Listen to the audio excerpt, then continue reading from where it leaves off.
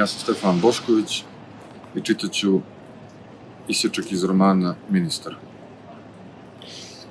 Kada izađem iz ministarskog zdanja, navike malih ljudi postaju i ministarske navike. Tako nalažu pravilo premijera. Biće mnogo ljudi, telefona i upaljenih kamera. Njena kapela je treća po redu. Imaće vremena da me prepoznaju i smisle šta da dobace.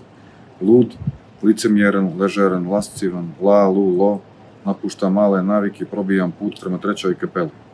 Prepoznali su me i uzvrpoljili se stotine aveti šušte krilima, u plućima mi tutnja oluja, čašice ispadaju iz koljena.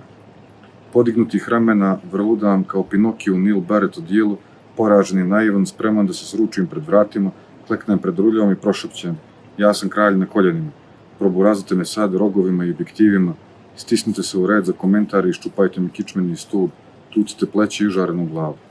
Ne zaboravite da objavite i cijenu odijelu.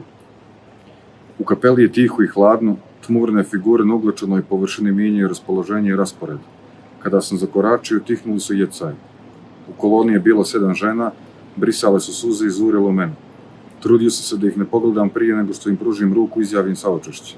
Stao sam ispred otvorenog sanduka i gledao u nju.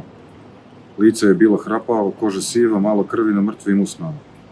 Posmatram taj komad mesa, koji ne daje ni jedan impuls, ni jedan podsjetnik na nemirne oči, gipkost ruku i zvuke koje je nekad proizvodio golemi ljudski mehanizam.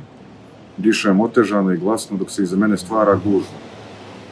Nisam se usudio da napravim korak dok se suze nisu počele slivati niz moj naročito tužan lik. Izvadio sam maramicu, elegantno natapkao jagodice, duboko se naklonio i zakoračio prema vješticama. Žene kojima sam izjavljivao saučešće bile su u procesu zamrzavanja. Vjerovao sam da će ih suze iznenaditi. I jesu. Na kraju kolone čekala je njena visoka majka, dostojanstveno i lijepo stvorenje u 60-im.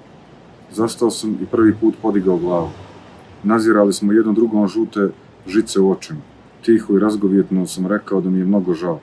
Vrlo kratko me je zagrlila i prije nego što je postalo svjesno svoje nepromišljene reakcije, bio sam vani među muškarcima. Rukovanje je bilo na cijeni. Trudio sam se da ih presretnem jačinom stiska. Muškarci vole snagu drugih muškaraca. Čak i dok prime i saučešće od čovjeka koji je sudjelovao u ubistvu njihove ćerke, sestre, unuke.